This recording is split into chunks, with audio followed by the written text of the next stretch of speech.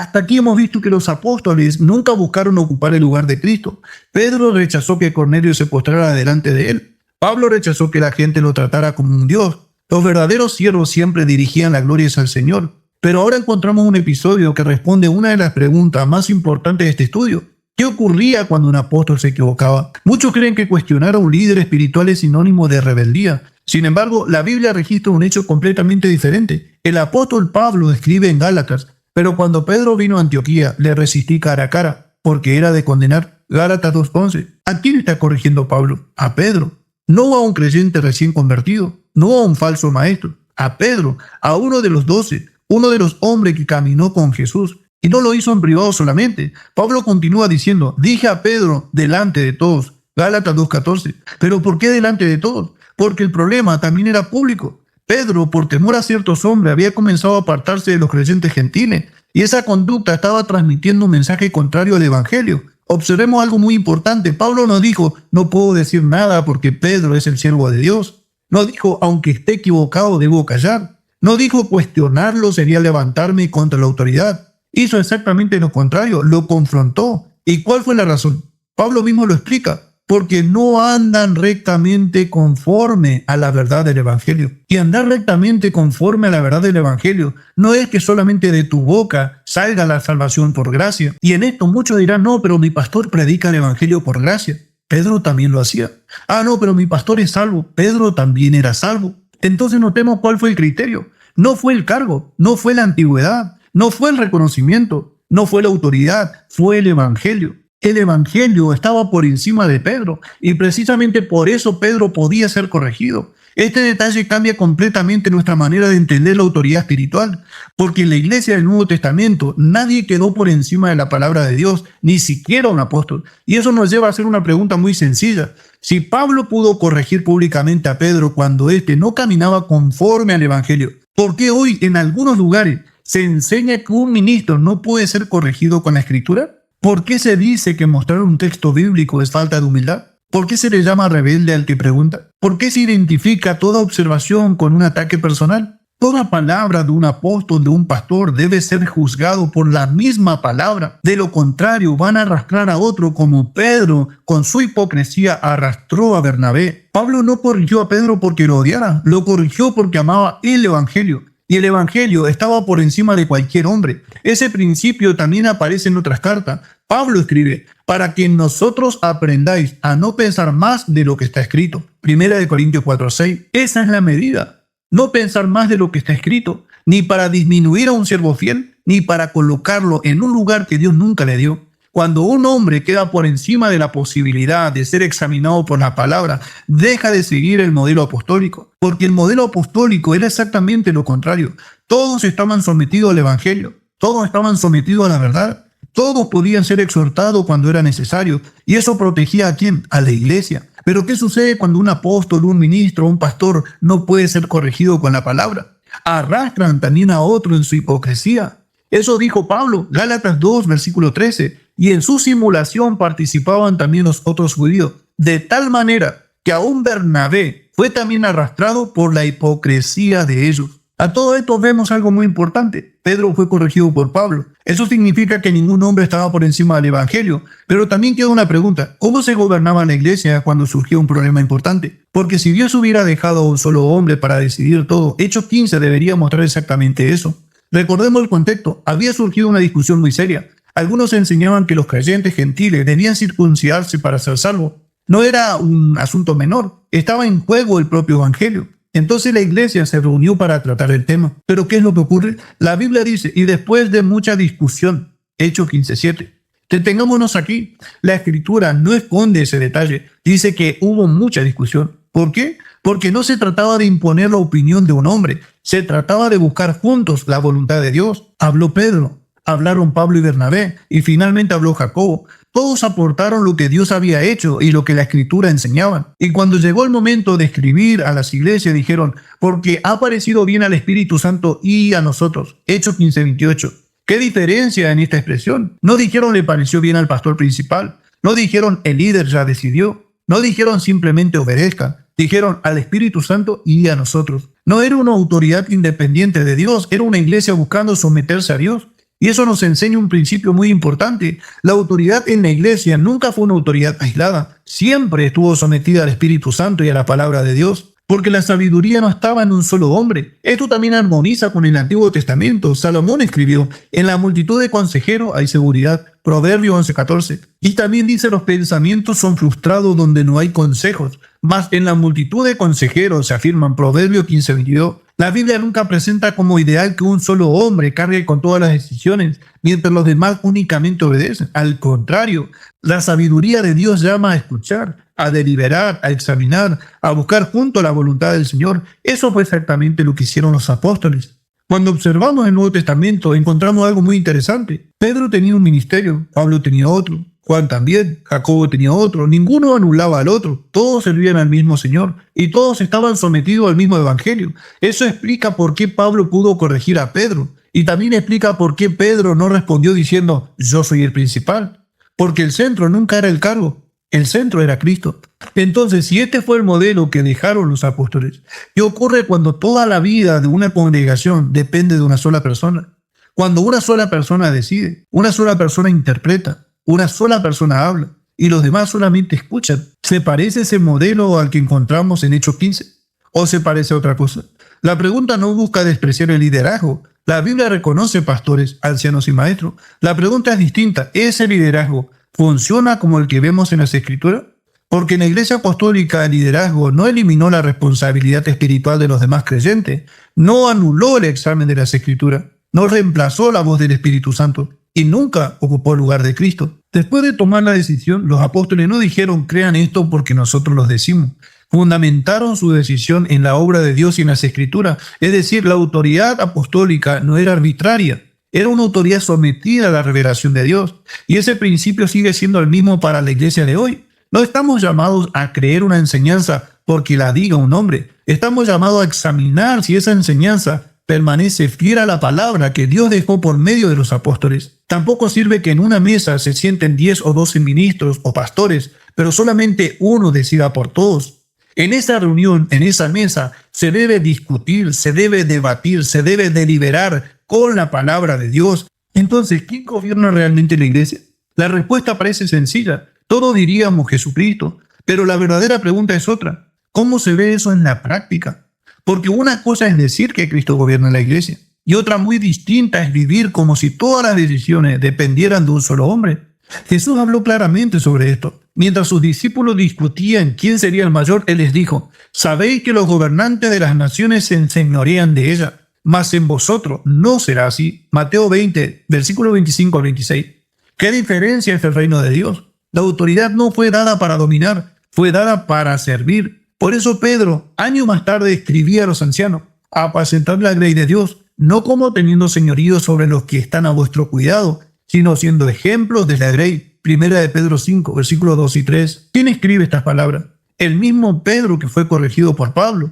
El mismo Pedro que levantó a Cornelio cuando quiso postrarse delante de él. Ahora le dice a los pastores, no tengan señorío, no gobiernen como dueños, no conviertan la grey, la iglesia, en una propiedad personal. Existe una diferencia muy grande entre un pastor que guía con el ejemplo y un sistema donde todas las decisiones pasan obligatoriamente por un hombre. Porque una cosa es pedir consejo y otra muy distinta es que la conciencia del creyente quede sometida a la voluntad de otra persona. Porque la iglesia nunca perdió a su pastor.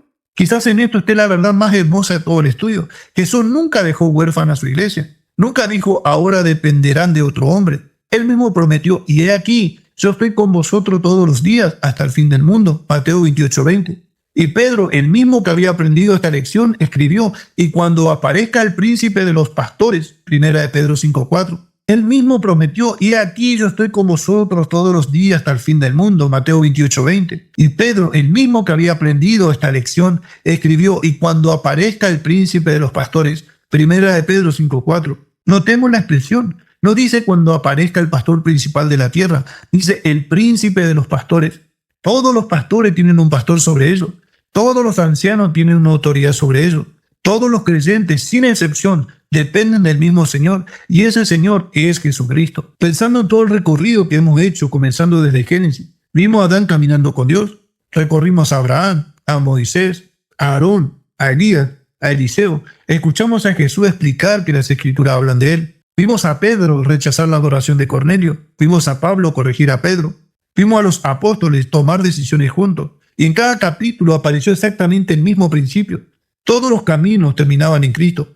Entonces debemos hacer nuestra última pregunta. ¿Qué ocurre cuando el corazón del creyente deja de mirar a Cristo y comienza a mirar a un hombre, a un ministro, a un pastor? La respuesta también la da la Biblia. Pablo escribió a los Corintios, porque diciendo el uno, yo ciertamente soy de Pablo, y el otro, yo soy de Apolo, yo soy de Cefa, ¿no soy carnales? 1 Corintios 3:4. ¡Qué impresionante! Pablo no se alegró porque hubiera personas identificándose con él. Los llamó carnales. ¿Por qué? Porque el hombre tiene una tendencia muy antigua. Necesita poner su confianza en algo visible. Israel quiso un rey como las demás naciones. Pero más adelante comenzó a confiar en el templo. En tiempos de Jesús, muchos terminaron confiando en los fariseos. Y la iglesia también corre ese mismo peligro. No porque existan pastores. La Biblia reconoce los ministerios. El problema comienza cuando un hombre ocupa en nuestro corazón el lugar que solamente pertenece a Cristo. Cuando defendemos más a un hombre, a un ministro, que a la verdad de Dios. En ese momento dejamos de mirar al verdadero pastor. Pedro escribió, porque vosotros erais como ovejas descarriadas, pero ahora habéis vuelto al pastor y obispo de vuestras almas. 1 Pedro 2:25. Todos los pastores tienen un pastor, todos los ancianos tienen un Señor, todos los creyentes tenemos un Salvador, y ninguno de ellos es un hombre, es Jesucristo. Por eso Pablo pudo decir, porque nadie puede poner otro fundamento que el que está puesto, el cual es Jesucristo, 1 Corintios 3:11. Notemos que no dijo el fundamento es un ministerio, no dijo el fundamento es una organización, no dijo el fundamento es un hombre levantado por Dios, el fundamento es una persona, Jesucristo. Y en esto debemos hacer una pregunta: si mañana desapareciera el pastor que admiramos, si cerrara la congregación donde nos reunimos, si perdiéramos contacto con el ministro que más respetamos, ¿nuestra fe seguiría firme porque está apoyada en Cristo? ¿O descubriríamos que nuestra seguridad dependía de un hombre?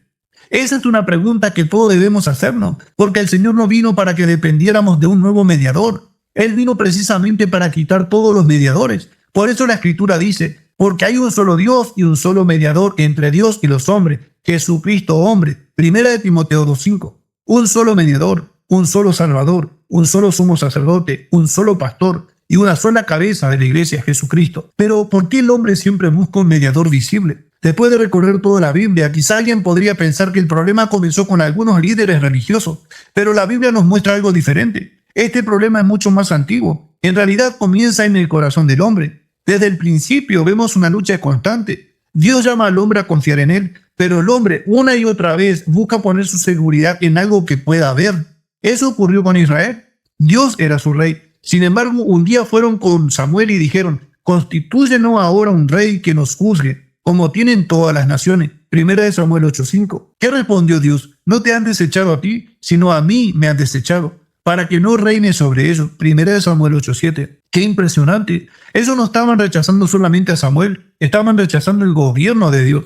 Querían un rey visible, querían a alguien a quien pudieran mirar, querían depender de un hombre. Y ese mismo peligro siguió apareciendo a lo largo de toda la historia bíblica. En tiempo de Jeremías, el pueblo confiaba en el templo. Estaban diciendo, templo de Jehová, templo de Jehová, templo de Jehová es este. Jeremías 7:4. Creían que por tener el templo estaban seguros, pero Dios les respondió que habían convertido aquel lugar en una cueva de ladrones.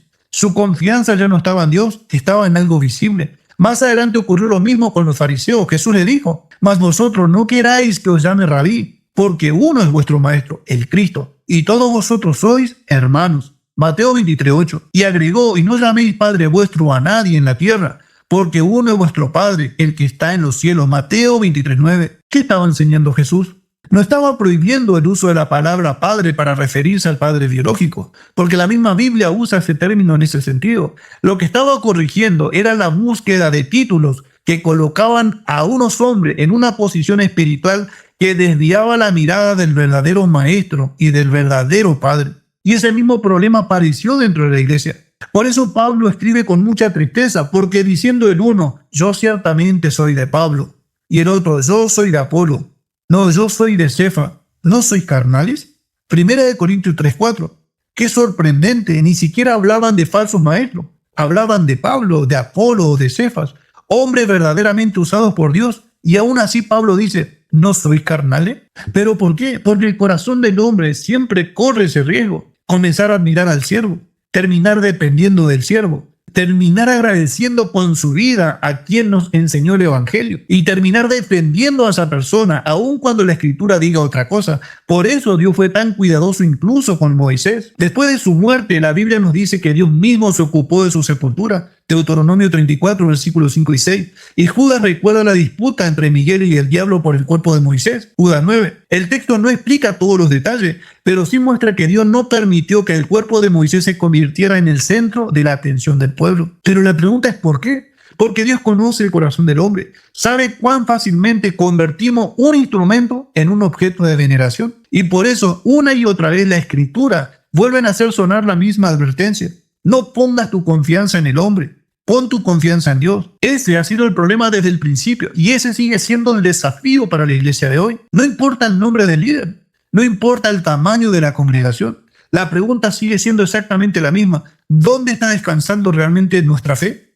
Porque el propósito de Dios nunca fue que el creyente viviera dependiendo de un hombre. El propósito de Dios siempre fue conducirlo a una relación viva con Jesucristo. Y creo que llegamos al final de este recorrido. Si vemos este recorrido, podemos darnos cuenta que comenzamos en el huerto del Edén y terminamos delante de Cristo. Entre esos dos puntos recorrimos toda la historia de la redención. Vimos a Abraham, vimos a Moisés, vimos a Aarón, vimos a Elías, vimos a Eliseo, escuchamos las palabras de Jesús, escuchamos a Pedro, escuchamos a Pablo y descubrimos un mismo principio una y otra vez.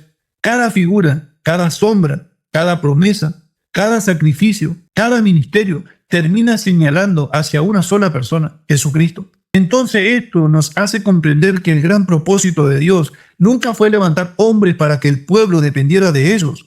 Fue levantar hombres que anunciaran al único de quien debía depender el pueblo. Por eso Juan el Bautista dijo, es necesario que él crezca pero que yo mengüe. Juan 3:30. No existe una frase que describa mejor el verdadero ministerio. El verdadero siervo nunca busca ocupar el centro. Su mayor alegría consiste en desaparecer para que Cristo sea visto. Pedro entendió esa verdad. Cuando Cornelio se postró delante de él, lo levantó diciendo, levántate, pues yo mismo también soy hombre. Hechos 10:26. Pablo entendió la misma verdad. Por eso escribió, no que nos enseñoreemos de vuestra fe, sino que colaboramos para vuestro gozo, porque por la fe estáis firmes. Segunda de Corintios 1:24. Notemos esa última expresión. Por la fe estáis firmes. No por Pablo, no por Pedro, no por Apolos. La firmeza del creyente no descansa en un hombre, descansa en Cristo. Por eso también escribió, porque nadie puede poner otro fundamento que el que está impuesto, el cual es Jesucristo. Primera de Corintios 3:11. Después de recorrer toda la Biblia, entendemos que esa declaración no es una frase aislada, es el resumen de toda la revelación. Cristo es el fundamento, Cristo es el Cordero, Cristo es el pan de vida, Cristo es la puerta, Cristo es el camino, Cristo es el sumo sacerdote, Cristo es el buen pastor, Cristo es la cabeza de la iglesia. Cristo es el único mediador entre Dios y los hombres. Y eso nos conduce a un versículo que quizás resume toda esta enseñanza. Pablo escribe acerca del Hijo de Dios, y Él es la cabeza del cuerpo, que es la iglesia, para que en todo tenga la preeminencia. Colosenses 1:18. ¿Pudiste escuchar bien? De lo contrario, te pido que lo vuelvas a oír, para que en todo tenga la preeminencia.